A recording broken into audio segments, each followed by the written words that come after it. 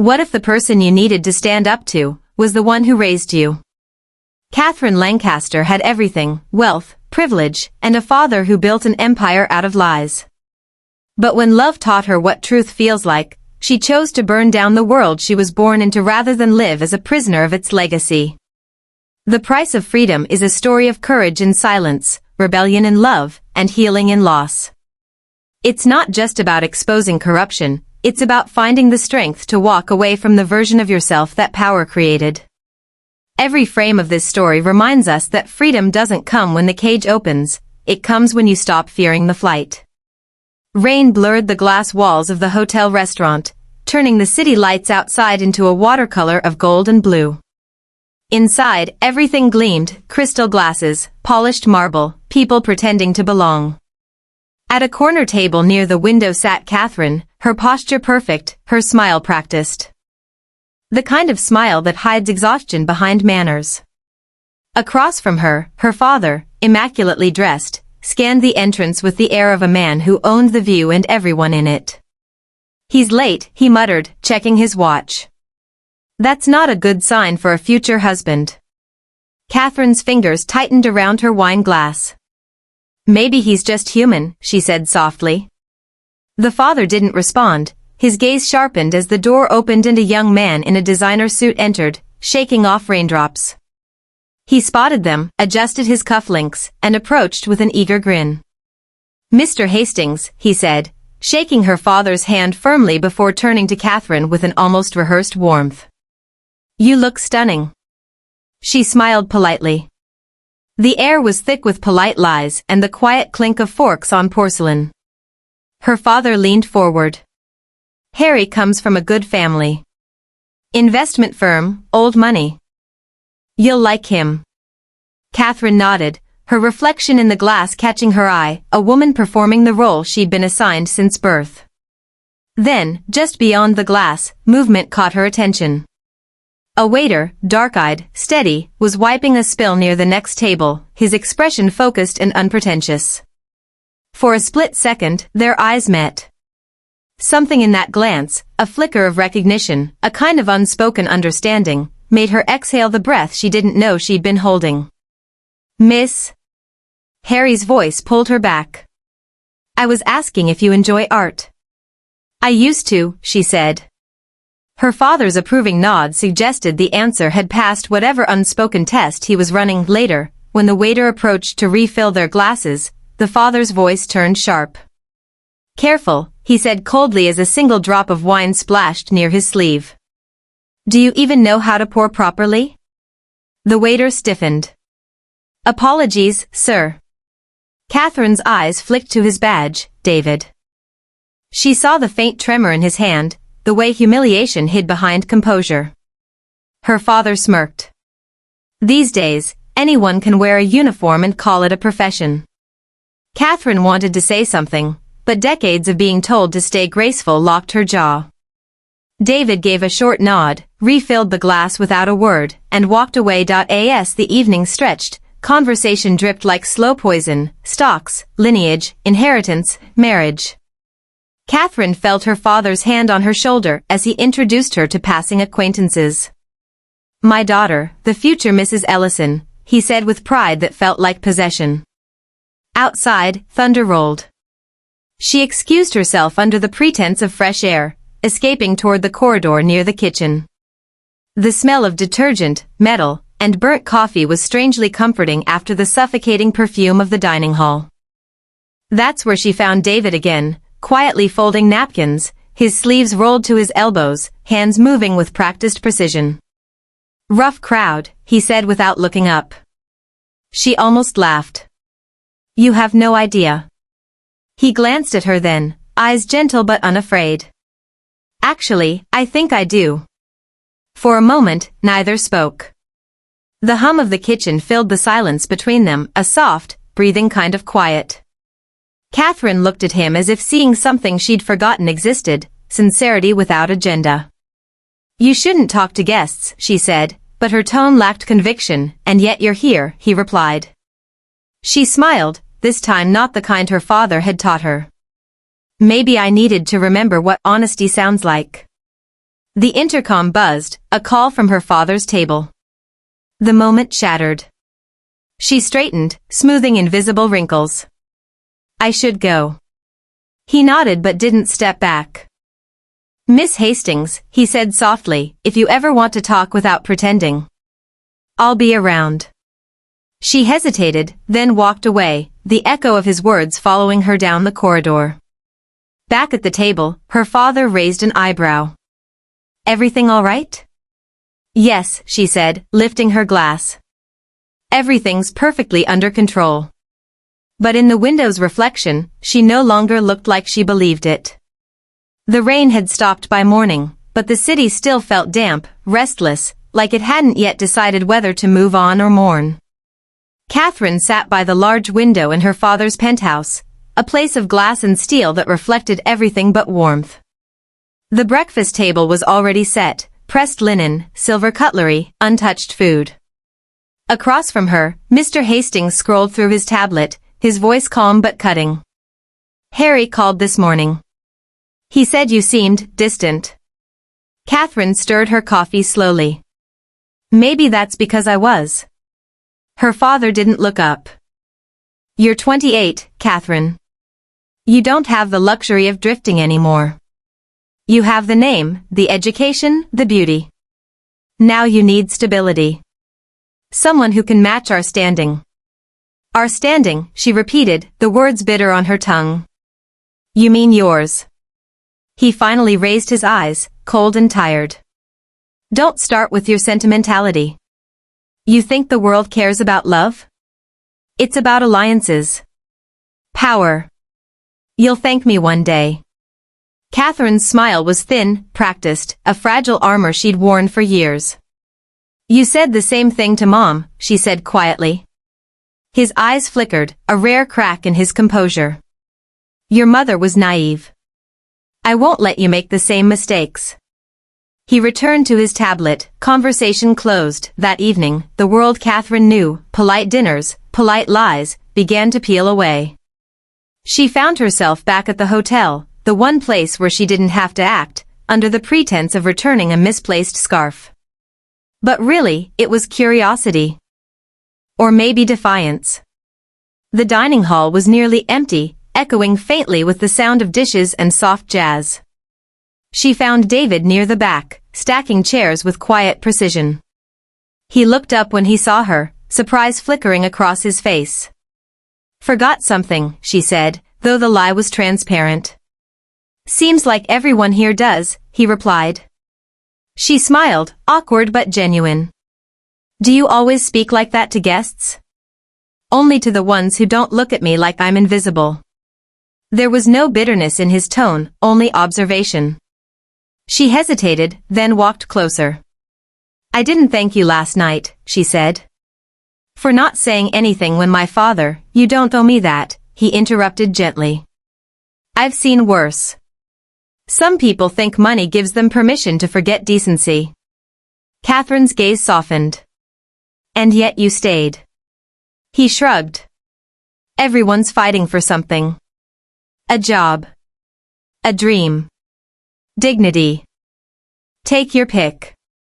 They sat in the quiet hum of the near-empty hall, the flicker of candlelight dancing on their faces. Catherine found herself asking questions she hadn't planned, about where he was from, how long he'd worked there, what he wanted. His answers were simple but honest, a small apartment across the river, a sick mother, a part-time degree in social work. You're trying to save the world, she said, half teasing. No, he replied, meeting her eyes. Just trying not to become like the part of it that stopped caring. The words lingered, heavier than she expected. She realized, suddenly, how little of her own life she could explain if someone asked. As she prepared to leave, David said something quietly that rooted her in place. You deserve more than a cage with windows.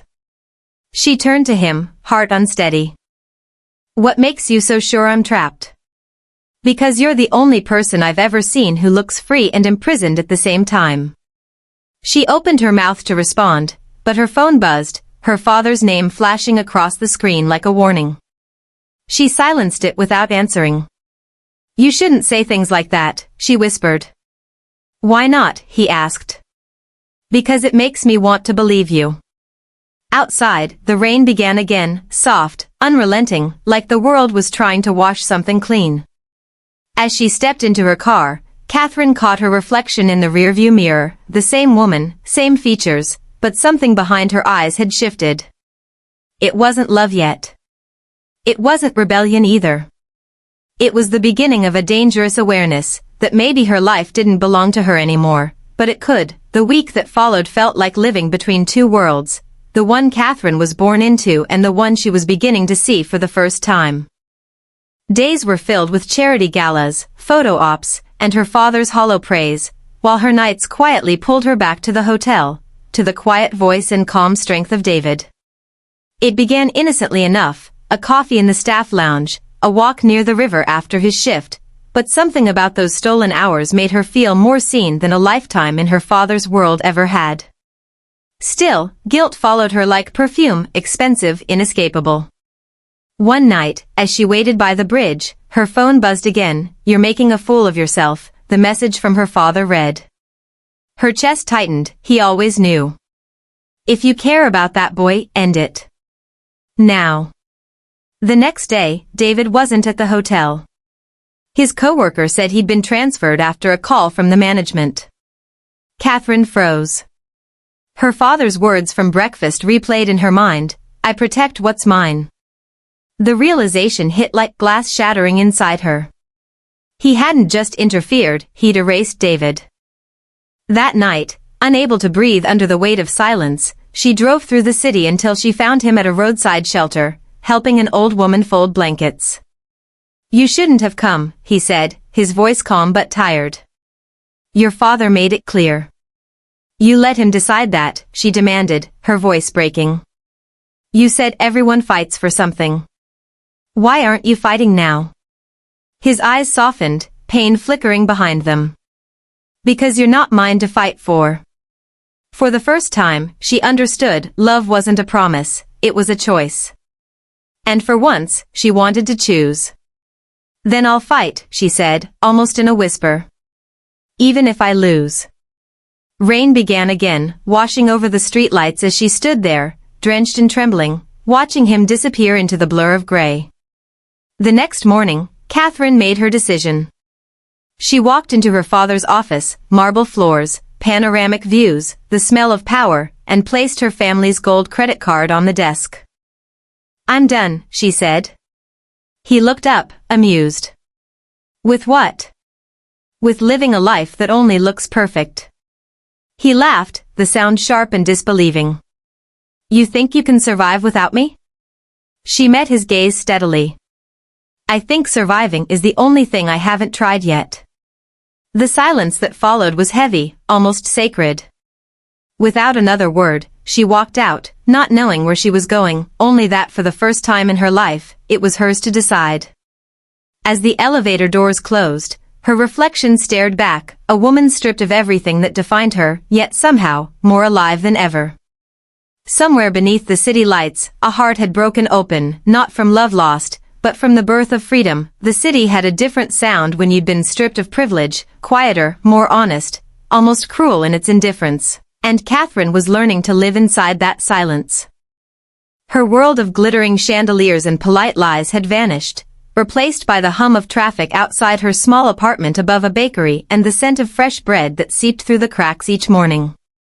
She worked at a rehab foundation now, the same one her father's company once funded for PR, mopping floors, sorting files, learning the language of humility. One afternoon, she froze mid-step when she saw him again, David, standing in the dim hallway with a clipboard, sleeves rolled up, looking both older and somehow softer. Their eyes met, years of bitterness compressed into a single breath. "You work here," she whispered. "Didn't think you'd last a week out here," he said, and she smiled faintly, the kind of smile that hurts more than tears. They began working together again, rebuilding trust in the quiet spaces between exhaustion and laughter. But peace was fragile, and one night it shattered. The foundation announced a new sponsor, the Lancaster Group. Her father's company. Panic spread through her veins as she saw him step onto the stage, commanding the room like a king reclaiming his lost throne. "It fills me with pride to see my daughter using her talents for good," he declared, his words slicing through her like betrayal disguised as love. After the applause, she confronted him outside, her voice trembling but fierce. "You couldn't just let me live my life?" His reply was colder than winter steel. "You're an embarrassment, Catherine. My daughter cleaning floors for orphans? You should be grateful I came to fix it." "You didn't come to fix anything," she said, tears cutting hot paths down her face. "You came to remind yourself that you still own me." His jaw tightened. "That boy David, he's the reason, isn't he? You're throwing everything away for him." "He's the reason I finally know who I am," she answered.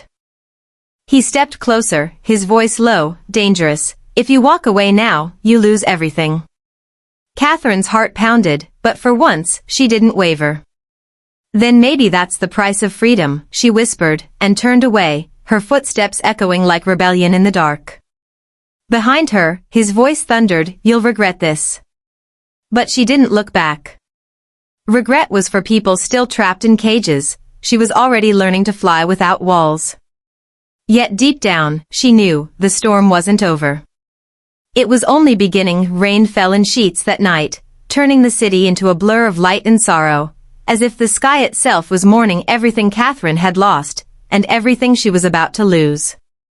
The Foundation's annual gala was in full swing, a hollow performance of charity and polished deceit, the kind her father loved to host.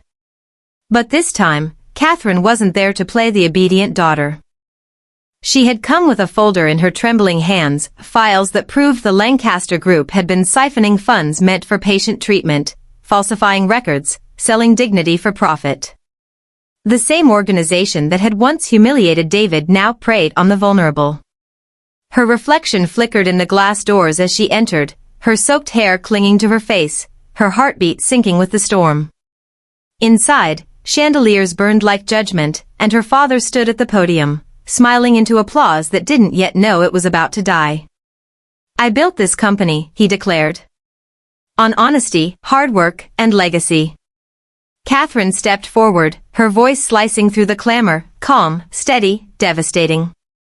"No. You built it on lies." The room froze. Cameras turned. Her father blinked, confusion flashing into fury. "What is this?" She held up the folder. "The truth." Gasps rippled through the audience as she opened it, invoices, signatures, names of patients denied care so the company could post record profits. "You didn't save lives, Father. You sold them." For a heartbeat, there was only silence, the kind that bends before breaking. Then her father laughed, a hollow, bitter sound. "Do you have any idea what you're doing? You'll destroy everything, your family, your name. Maybe that's what has to happen," she said, tears glimmering like fire. "Maybe something has to break for something better to grow." His mask cracked then, the charm replaced by something feral. He stepped closer, lowering his voice. "You think this makes you a hero? You'll end up with nothing. And that boy, that janitor, he'll leave you the second he realizes what you've cost him." David's voice rose from the back, steady and unwavering. "You still don't understand, do you? She doesn't want anything you can take." The crowd turned as he walked toward them, his presence grounding her like gravity. Catherine's father sneered. "You don't belong here." "Neither do you," David said quietly. Then Catherine placed the folder on the podium, her hands trembling not from fear but from release. "For years, I let you decide what belonging meant. But not tonight." Her father's face twisted with rage. He lunged forward, grabbing her wrist, whispering, "If you walk away now, you walk away from your blood." Catherine looked into his eyes, eyes that once meant safety, and whispered, "Then I'll bleed for something real." She tore her arm free and walked out, the storm swallowing her like baptism. Cameras flashed, security scrambled, and behind her, her father's empire began to crumble under the weight of his own secrets. Outside, David caught up to her, drenched, breathless. "You did it," he said softly. She shook her head, staring into the rain. "No," she whispered. "We did." In that downpour, beneath the ruin of everything she once knew, Catherine smiled for the first time in years, not because she had one, but because she was finally free. Morning crept into the city quietly, soft and golden, like forgiveness finding its way through broken glass. The headlines screamed her name, painting Catherine as either a traitor or a hero, depending on who you asked, but she didn't read them. She sat by the window of the small cafe where it had all begun, the same one she once passed by without noticing, back when she still lived in a world of tinted windows and whispered expectations.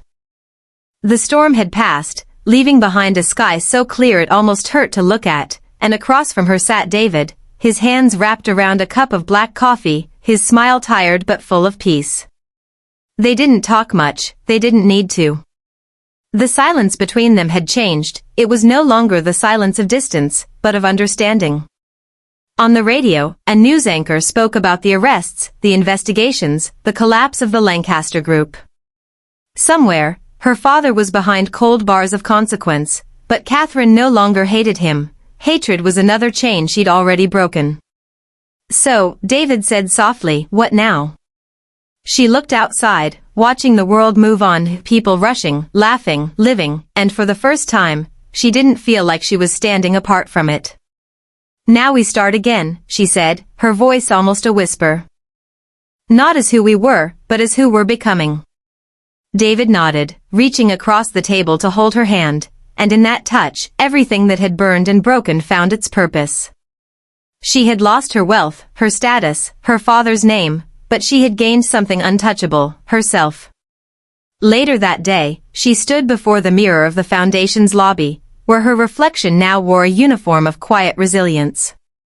Volunteers bustled behind her, laughter echoing down the hall, life rebuilding itself in small, honest ways.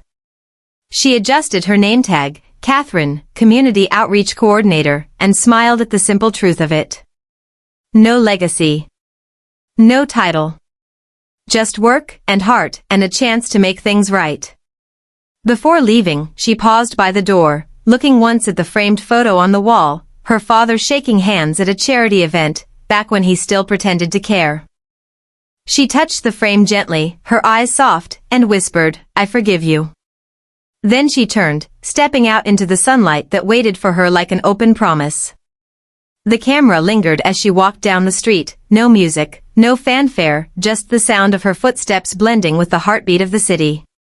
In the distance, David joined her, and together they disappeared into the light, two silhouettes against the dawn, not defined by where they came from, but by what they chose to become.